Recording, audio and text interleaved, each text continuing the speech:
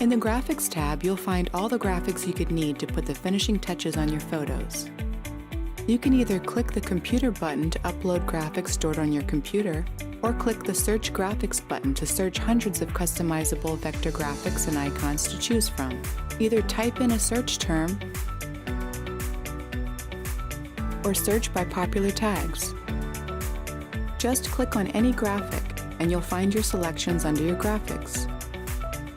Drag and drop them onto your photo to start customizing. Use the Graphic Properties toolbar to change the color overlay.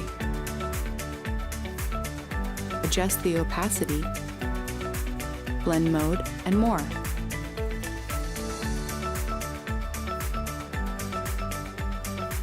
Use the Duplicate button to create a copy of any graphic.